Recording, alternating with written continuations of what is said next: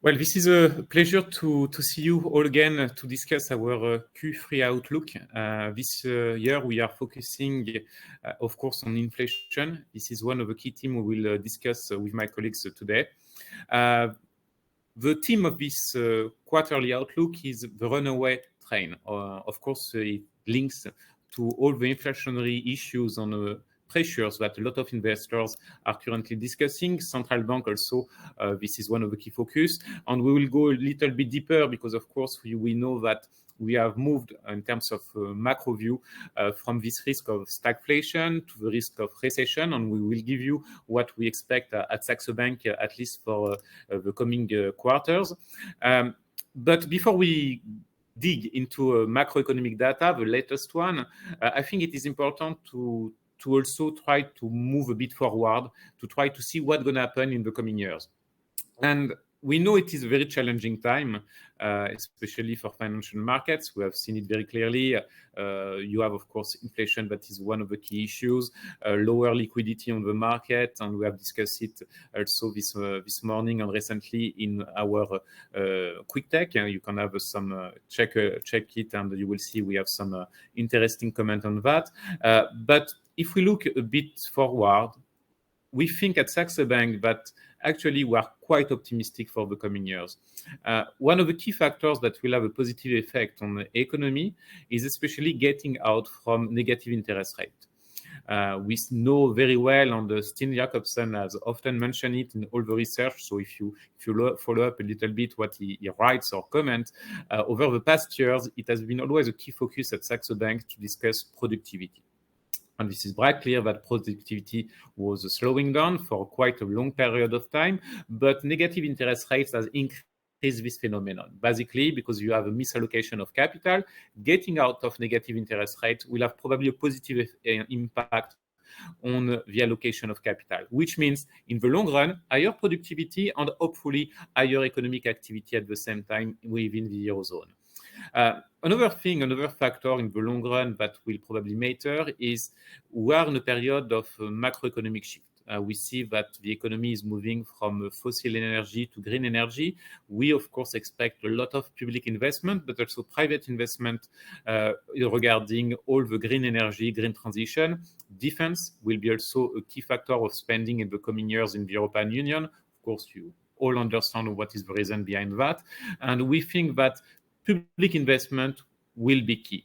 And of course, when you come up to public investment in the European Union, you know the level of public debt. So it implies also what will be the role of the European Central Bank in the coming years. I will first jump to the macroeconomic presentation, and my colleagues will also give you some insights on equity and the crypto market. The first thing I think that matters quite a lot is basically,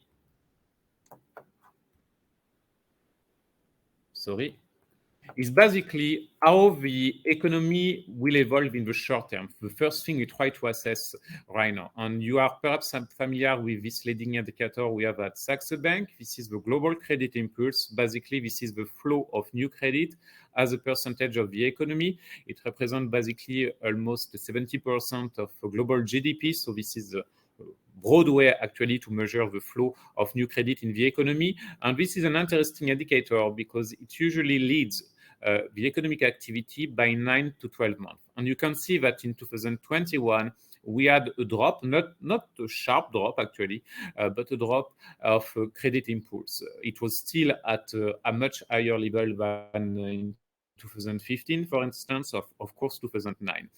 What we see is, thanks to this indicator, we have an explanation also why we have lower economic activity this year. This is not only related to credit, but as I mentioned, there is also much less liquidity on the market. We have all the short-term issues related, of course, to COVID in China and many other things going on. But this is a key factor to understand that all the leading indicators actually point to a much lower economic activity in the coming quarters in Europe, but also in the United States. And you will see that our baseline at the moment, at least for the United States, is not a recession.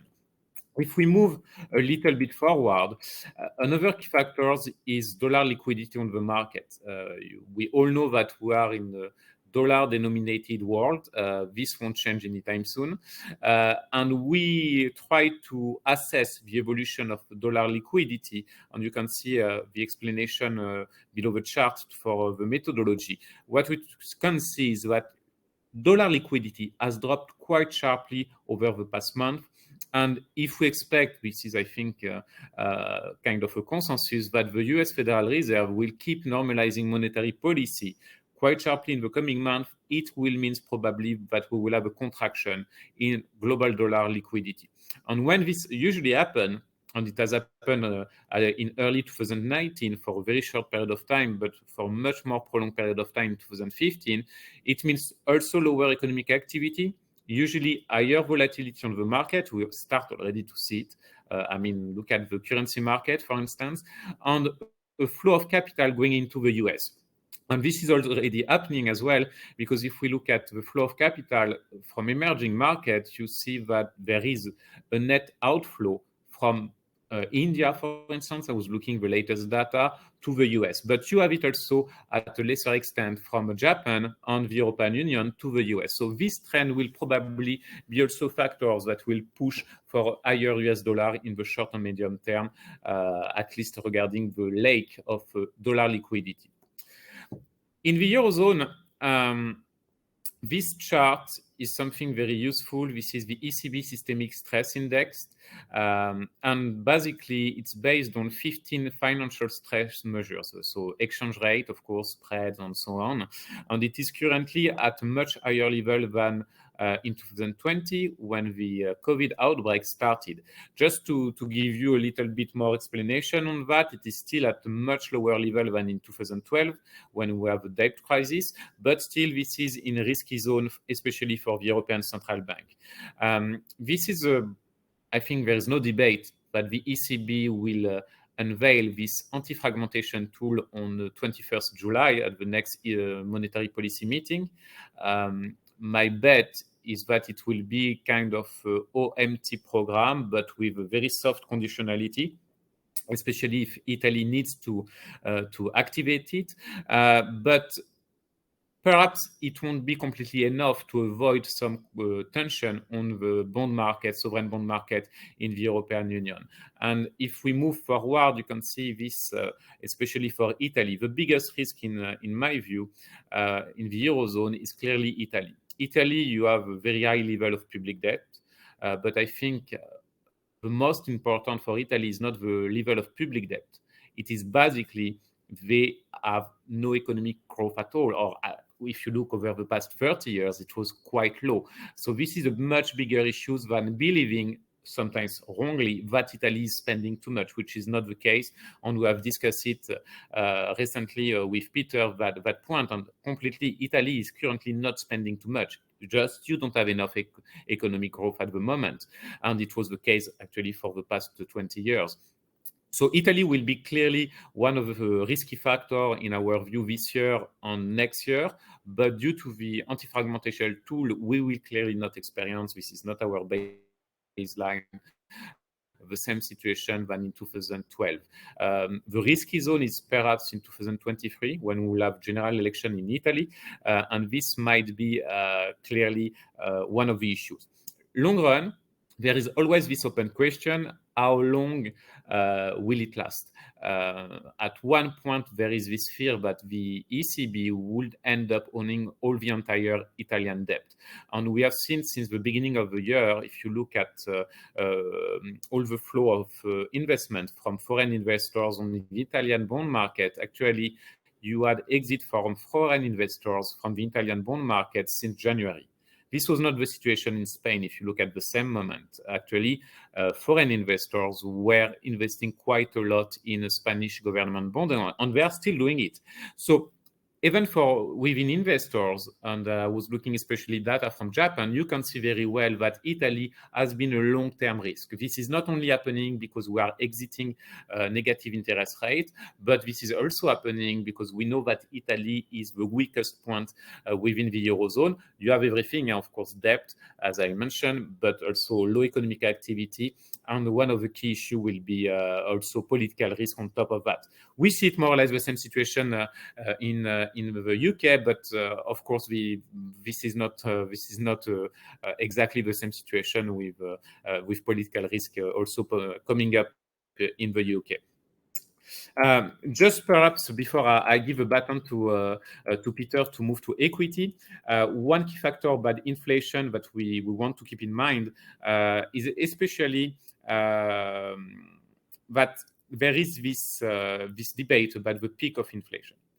The peak in inflation, if we look at the latest data from both sides in the European Union, but also in the US, there are some clues that perhaps we have already reached the peak in inflation. Perhaps. Again, I think we need to be very careful. It will depend on the way that the commodity market will evolve. Will it keep decreasing prices? We see also that commercial traffic freight is down as well, prices, which is kind of unusual at this period of the year. But what is probably much more important than macroeconomic data is that if we look at the market expectation of inflation, especially in the US, we have seen that for the market, the peak of inflation was more or less 2 or 3 months ago. So we are moving from this situation where there is this strong focus on inflation, on the risk of stagflation, to another topic, which is recession. At Saxo Bank, at the moment, we don't expect, our baseline is clearly not to have recession in the US. We expect very low economic activity, perhaps close to 1% this year, but recession is not yet the baseline. It will depend mostly on 2 factors. How will evolve the service sectors? The latest data, but only 1 month of data, was a bit worrying, but I think this is still way too early to consider that this is the call for recession. And on top of that, it will be the housing market. I tend to believe that the US housing market is the business cycle. There are a lot of good research papers on that, especially that has been published in 2007, so just before the global financial crisis. And the latest data from May, of course, are also worrying, but this is not yet time to consider the baseline is recession. And I think also on top of that, potential GDP in the US is much, much higher than, of course, in the European Union. So that's why we still don't consider that recession is our baseline, at least for the US. And I will pass the baton to Peter to discuss the equity market. Thank you, Chris. Let me see whether I can. Yep, I can do it. I actually want to.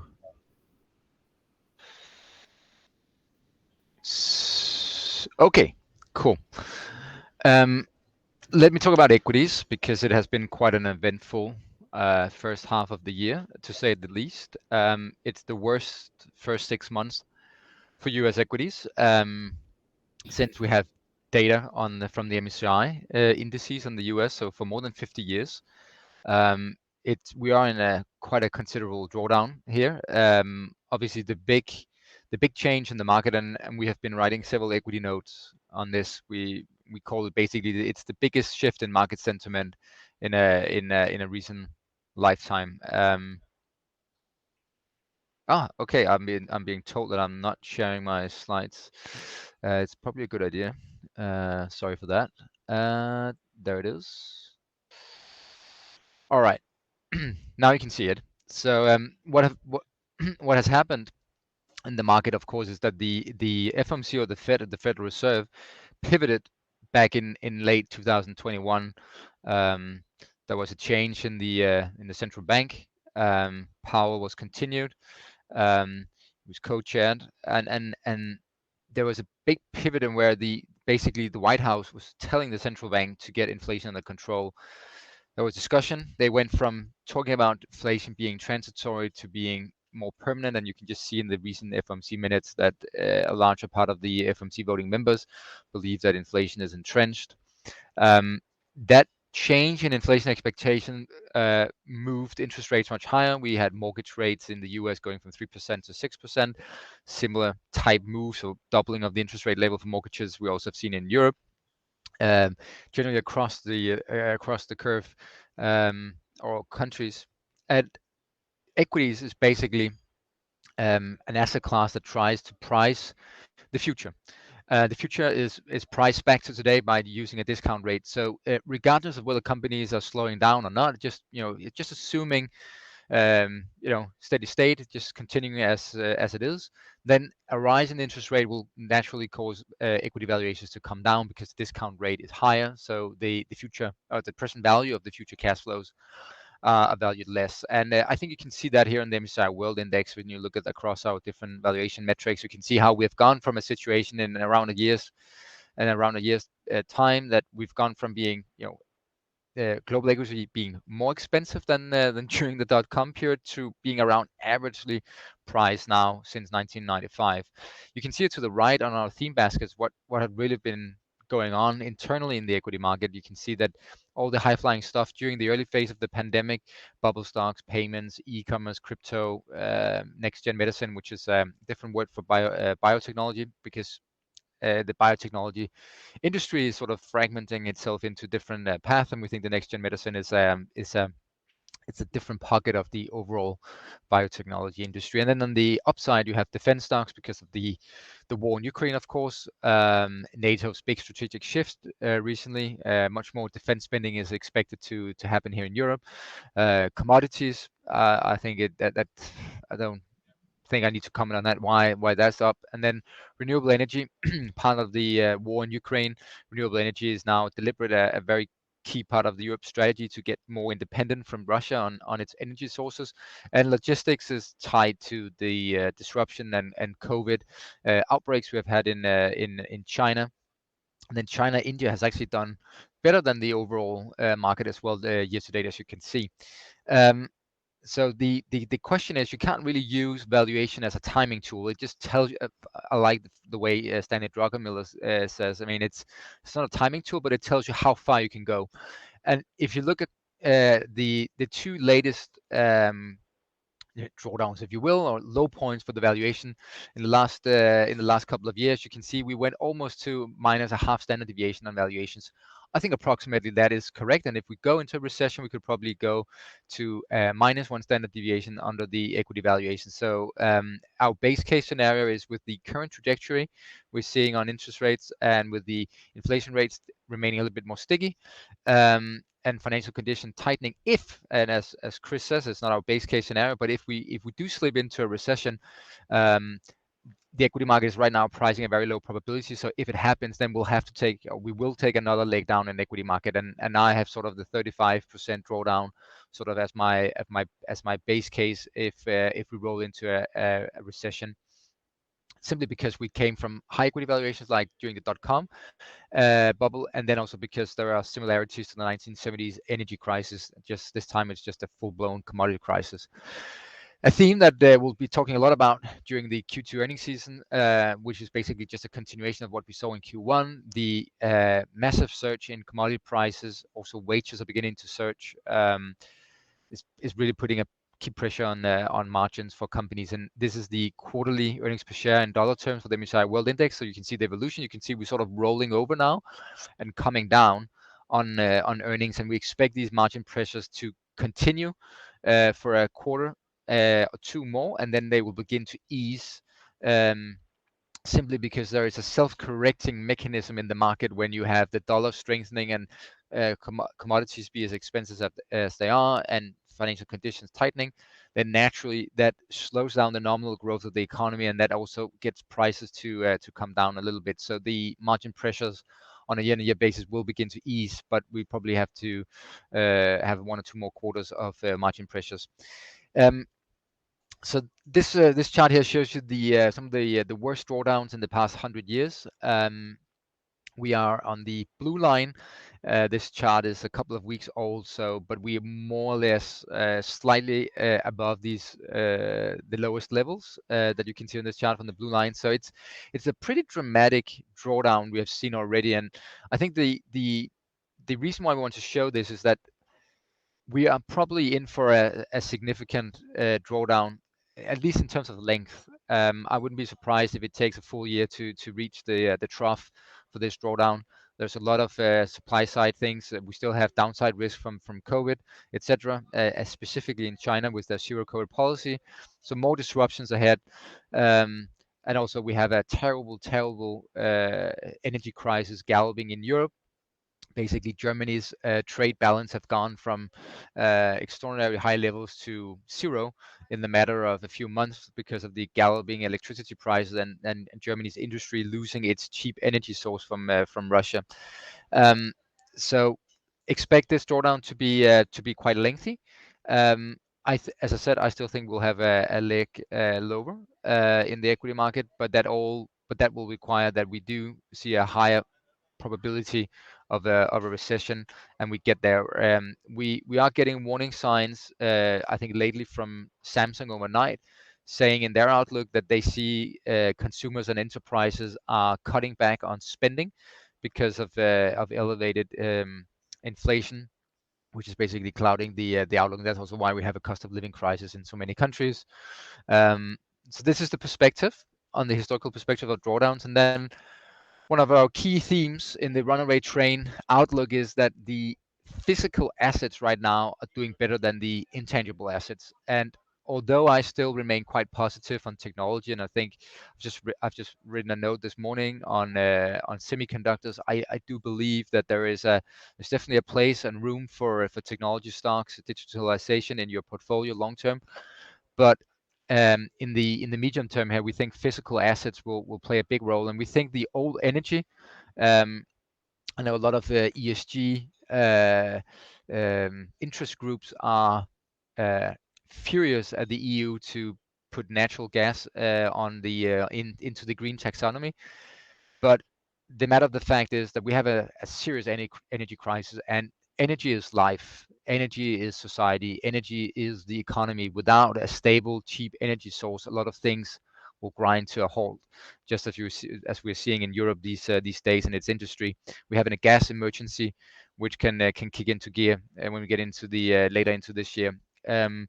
So we think actually the old energy, oil and gas, this is a tactical play. I'm not super positive on oil and gas in the very long term. I do think that we will transition into a green energy state with a much more variety of energy sources spanning, hydro, solar, wind, both onshore and offshore, green hydrogen, fuel cells. We'll have nuclear power in the mix as well. We'll have a lot of interesting energy technologies, and energy efficiency technology is playing a bigger and bigger role going forward. In the meantime, we have a gap we need to bridge, and that's oil and gas. To some extent, you can argue that coal will play a crucial role, maybe over the next year, maybe 2 years. It's not a nice thing. It's very polluting. Of course, you can get rid of some of the very nasty particles about burning coal, but it's not a nice idea. But I think the oil and gas, and in particular gas, is super important. And we do think actually the MSCI World Energy Index, which is predominantly oil and gas majors and drilling companies and services companies for that for that sector, will continue to climb. And we think actually the relative size of the energy sector, as you can see here, we think will at least move to the average, which is a 7.5% of the MSCI World Index, and we think actually it will move beyond, maybe to 8 or 9%. So there, we think there is quite a substantial scope. If you look across the different energy companies, this is not an investment recommendation, but I was talking to a client today, and we were talking about Shell, and this is just an observation. So look at Shell. That company is valued right now at 12% free cash flow yield. 12% is extraordinary. And I wrote an article recently, or equity note, where I said that the energy sector is the cheapest it has been on a relative basis in 27 years. So if you look at the long-term dividend growth in the energy sector, it's 5%. And then if you look at the equity valuation and you look at the mean reversion effects to getting back to just some average valuations, then as we said in our previous quarterly outlook, the energy sector is by far the sector with the highest expected long-term return. But as I said, it's a medium-term forecast. I really like the call on a tactical level over the next 1, 2, 3 to 5 years, and then really long term, not so much, because of the demand destruction that will happen from the green transformation, which include electric vehicles and other electrification of transportation sector. And then there's, I think this chart here, which will be my final one, is one of the charts that we have in the outlook that really encapsulates the tangible versus the intangible, where I think the ARK Innovation Fund really represents to me the basket of intangible assets that really got inflated during the pandemic and has suffered horribly due to rising interest rates. And I think this chart as well also shows that over a pretty substantial period here, the oil and gas majors have now actually outperformed on a total return basis the MSCI World Index, and this is despite a valuation compression over this period. So this is driven by underlying earnings growth actually, and not so much valuation expansion, which was the case in the ARK Innovation Fund and the overall MSCI World Index. So look for tangible assets. We like logistics. I do like the emerging markets with a caveat, in the sense that I think you have to be selective. There are cracks coming from China and India, but so I think you have to be quite specific on some of the companies you invest in, and not just buy the entire country, because the rising dollar is constraining financial conditions for the emerging markets. So don't buy a broad emerging market index. Look for interesting companies in India and China. We like logistics because we think the global supply chains will continue to be fragmented and fragment even more. Bloomberg had an article out yesterday showing that the number of new manufacturing hubs or factories being built in the US is the highest in many decades. That's a real acceleration over the past year. And the zero COVID policy in China is not making it easier. You can see from the data that a lot more manufacturing is being outsourced to Mexico, Indonesia, Vietnam, etc., away from China. So these new fragmented supply chain will mean that we think that logistics firms will have a pretty interesting pricing environment over the years. And we like renewable energy because it's going to be a massive investment boom in Europe. We like cybersecurity, semiconductors, and then we, as of course, we still like defense and commodities, with defense being part of the whole reorientation of NATO. It's a 5-year cycle. There will be a lot of growth in defense spending. And then on the commodity side, we still think that we'll be in a commodity super cycle that will last over the next 8 years, despite already the high prices. And it's driven by the green transformation, which is driving a huge demand for metals. But then also the ongoing urbanization in Africa and Asia will continue to drive a lot of demand for energy and metals and agricultural products.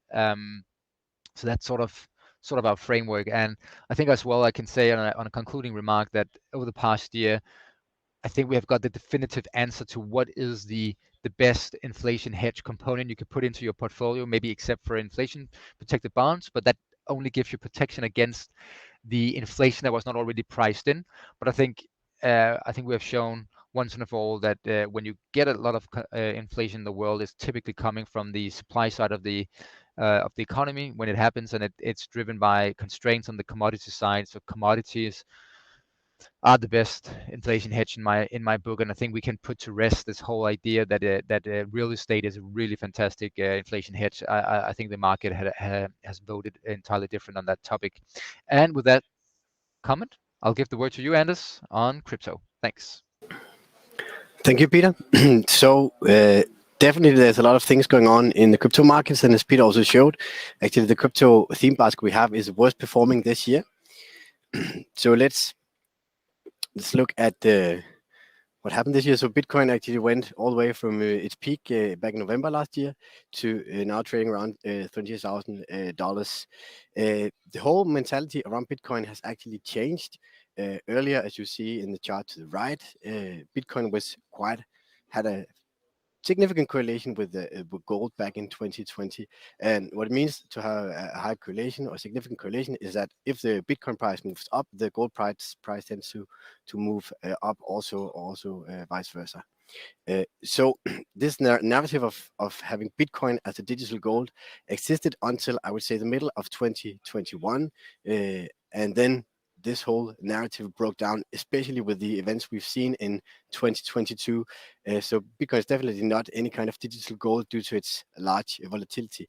But what happened actually in 2022, as you see in the correlation chart also with the orange line, is that the correlation with stocks and especially here Nasdaq 100 has increased very much, and it means that if you have a high exposure to equities in your portfolio, especially tech equities, then adding cryptos might not be the same diversifier as it has been earlier on. And you can say, why is the correlation between Bitcoin and tech assets high now? I would say that the more institutional Bitcoin has become and cryptocurrencies over the past couple of years, more fund managers have taken cryptos into their portfolios. And now when the market goes down, they have to descale their risk in the portfolio. So they descale all the risky assets, not only the high risk tech assets, but also the cryptocurrency assets. So keep this in mind when looking at cryptos.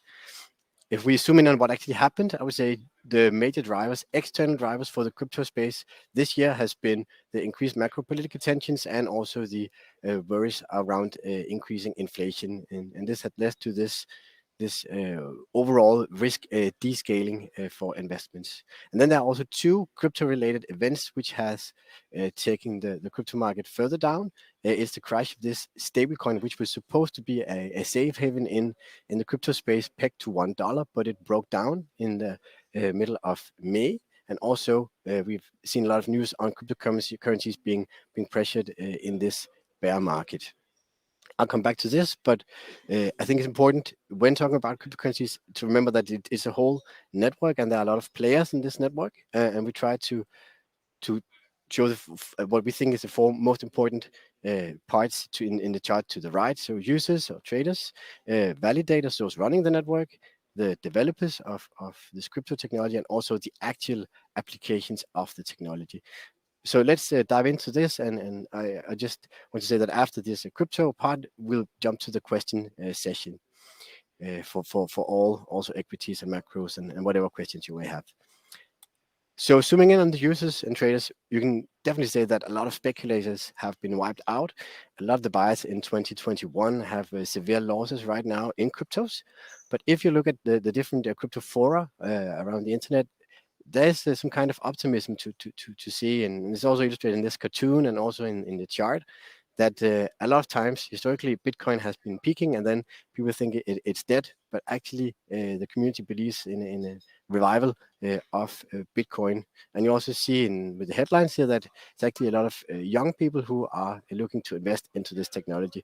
So I would say, and what you also see in some of the other areas of the crypto community, it's actually quite divided opinions here on whether it's actually dead or whether it's actually going to bloom again soon.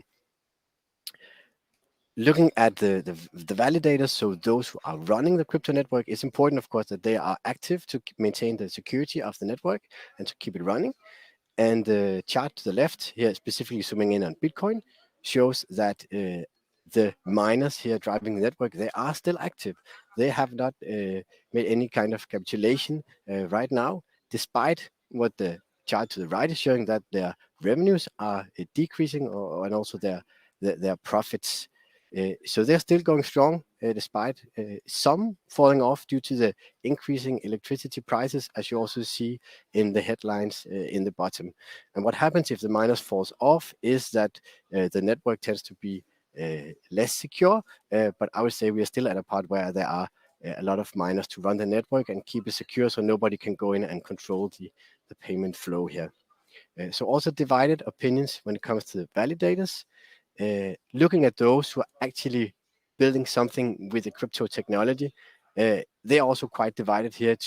In the column to the left, we see that in this crypto bear market, some companies have been out announcing that they are cutting crypto jobs. Gemini being the first one, announcing that they cut 10% of their staff. Also, Coinbase, a large crypto exchange, is cutting more than 1,000 jobs in this crypto winter, as they call it, because they are, of course, pressured on their profits.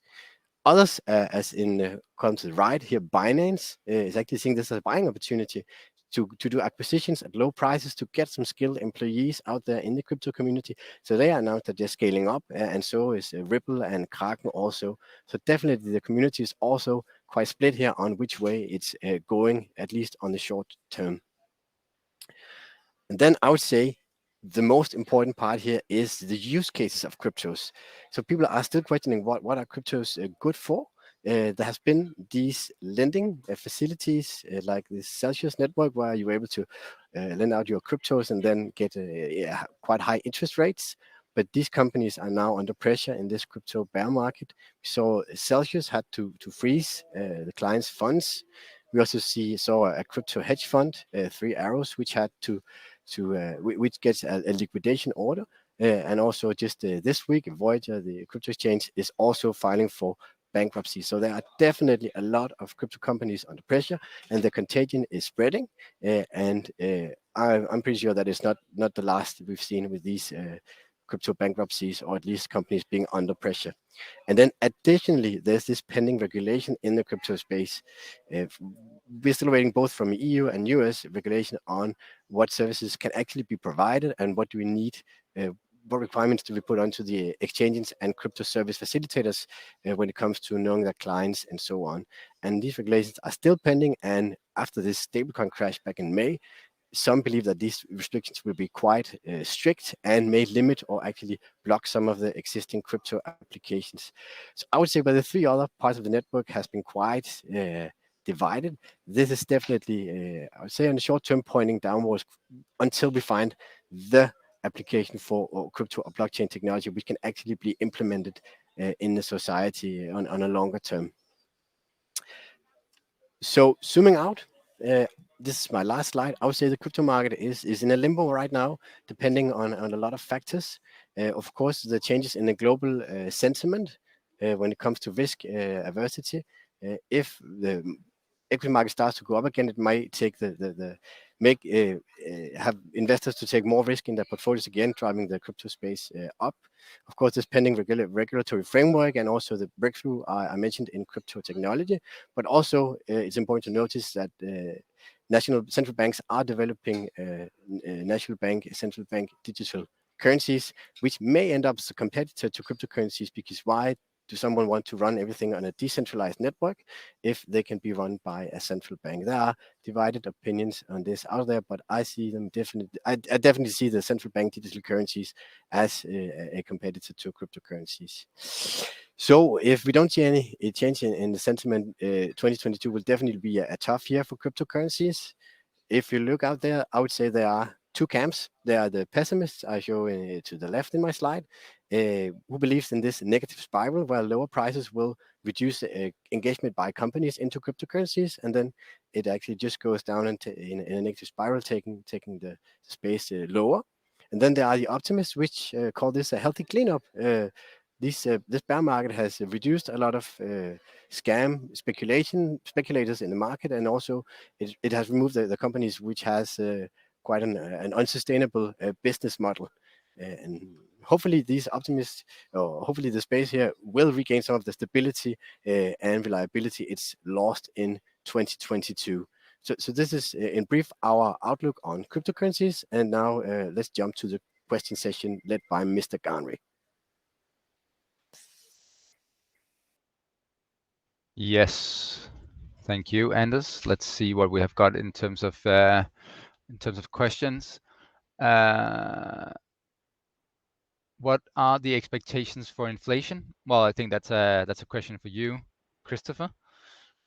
What's our expectation? I think you already touched on it, but you can always repeat yourself, just so everyone is absolutely clear about how we see inflation right now. Well, if we look at inflation, there is clearly a lot of early signs that inflation has probably peaked, especially in the US. We have seen the latest data seems to confirm it. And if we look at the bond on the bond market, especially, actually it looks like that the bond market consider the peak on inflation was already 2 or 3 months ago. What I see is in the coming month, this is bright clear that inflation will start to lower a little bit more. We see that the commodity prices, at least in the short term, are decreasing. On top of that, regarding international transport, there are also clear signs that prices are decreasing quite fast, actually. So this will help, of course, central banks to lower inflation. But the main question is, can we get back to level of inflation that we have experienced before COVID? I don't think so. typically, I don't think we will get back to the 2% target very fast. It will take a lot of time.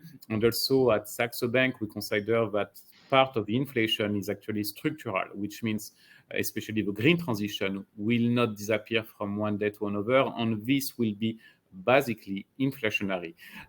But I think we need still to wait over the summer, but it seems to be clearer that the peak of inflation has been reached or is about to be reached, so it is a matter of time, but the worst is probably already behind us, at least for developed countries. I think for emerging countries, I will have a different view. If we look at Central Eastern Europe, typically, I think this is not the same situation. But for Western Europe, for the United States, I think there are signs that the peak of inflation has already been reached or is about to be reached. All right. There's a little bit of a convoluted question here on ASML and semiconductors. What we think about this whole situation there, the US is trying to pressure US companies, but also its allies to not sell critical technology to China. I think a general comment in those regards are that there is a rivalry between the US and China, and I think the semiconductor industry finds itself in the middle in this fight, because China has said that semiconductors getting to the top spot in semiconductor technology is one of their main priorities. And you can also already see now that there's a lot of nervousness around the semiconductor industry, and a lot of manufacturing is being pulled away from not pulled away, it's just not expanding so much more in Taiwan. You have more semiconductor manufacturing being set up in both Europe and the US. So I think it doesn't really change our overall view on the semiconductor industry, but I think it's this noise and this friction you're seeing around ASML, whether they can sell or not sell equipment to China, is just another evidence of this infight between the US and China. But I don't have any other strong views on that I don't think it really matters in the long term in terms of the demand for semiconductors. Chris, I know you have to go in 7 minutes, but there's a question here for you as well. I think what precisely is US dollar liquidity? Well, for the US dollar liquidity, I think, I don't know if I need to go back to the slide. This is a way actually we try to measure the liquidity in dollar, or at least that could be denominated in dollar in the global economy. I think this matters mostly because we are exchanging still in dollar. The best safe haven on the market is still the US dollar. And when you want to do international transfer and everything, you will always end up at one point with the dollar. So trying to assess how much there are dollars in the economy, especially the inflow of new dollar liquidity, I think is a key factor, because much more you will have dollar liquidity in the economy. Normally, this does not happen automatically, but most of the time you will have higher risk appetite. You will have probably better performance of risky assets. So this is what usually happens when you have a lot of dollar liquidity in the economy, and the global economy especially. So this is you have plenty of ways actually to try to assess the evolution. I show you one way we use at Saxo Bank. You might find other economists or analysts using other ways, but basically the trend is still the same no matter which tool you will use to assess it. We see that US dollar liquidity at the global level is getting down quite fast and quite sharply. It is not in contraction yet. And as long as it is not in contraction, I would say it is fine. I mean, we see that there are a lot of risk aversion on the market, but it is also related to other factors. But when usually it goes into contraction, and I think we will see it by the end of the year or early next year, this is not always the best time actually for risky assets. It does not happen 100% of the time, but this is at least one indicator to try to follow up. Just to give you One way of information is usually we also we have what we call the macro chart mania, and in the macro chart mania, so we have a lot of different chart, macro chart especially. We try to update it quite frequently, and we have access. You can have access, of course, to dollar liquidity and to see the evolution. So I hope I bring you some answers regarding what is dollar liquidity. Chris, before you go, maybe 2 minutes on this question. There's a question about how could the ECB mitigate the long-term risk of Italy? In the long run, as I mentioned, I think the biggest issue for Italy is that they barely have economic activity. It is quite low.